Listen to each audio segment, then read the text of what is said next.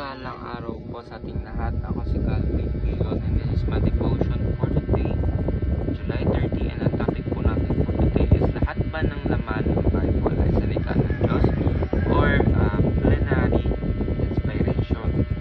So ano po ba yung plenary inspiration? It is the belief po that all the words of Scripture, every word, every line, every phrase are fully inspired by God. The word plenary means complete or full. This means that the whole Bible, not just its moral teachings or spiritual ideas, is God-breathed. Every word in the original manuscripts was superintended by the Holy Spirit, using human authors without error. The doctrine assures us that the Bible is trustworthy in all that it teaches about God, salvation, history, and life. Scripture isn't just inspired in spots, it's entirely the voice of God. So, ang Biblia daw po, lahat po ng laman or buong Biblia daw po talaga ay inspired po sa ating Panginoon. Ibig sabihin, hindi naman daw po kada tawag dito,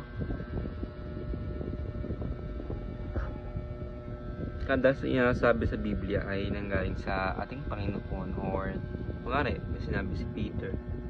Hindi naman ibig sabihin yun ay yun yung sinabi ng ating Panginoon. Pero of course, inspired po yun or yung buong kwento mismo ay inspired po sa ating Panginoon. And of course, ginabayan po ng Holy Spirit yung sa Gospel or sa New Testament na masulat po nila yon. So, ang ating scripture for today is 2 Timothy chapter 3 verse 16 to 17. All scripture is God-breathed and is useful for teaching, rebuking, correcting, and training to righteousness, so that the servant of God may be thoroughly equipped for every good work. So, ayun nga po, sabi nga dito po sa 2 Timothy na lahat po ng scripture is pwede natin magamit as ating reference, kasi po ito po ay inspired ng ating Panginoon sa salita ng Diyos. So that is why lahat naman po ito is pwede natin magamit. So teaching is all of scripture is equally and entirely inspired. The Bible's authority rests on its divine origin, and God used human authors without error to communicate His doctrine. So marami po kasi nagsasabi na mga tao na ang ating Panginoon daw, sino-sino daw yung ginamit ng mga tao, at daw dito, how can we assure daw na wala tong error? Pero kasi tingnan sa Bible na wala talaga contradictions, or yung mga contradictions na sinasabi nila is kulang na sila sa context, or hindi nila naunawaan ng maayos yung context mismo, kaya namin misunderstood po nila.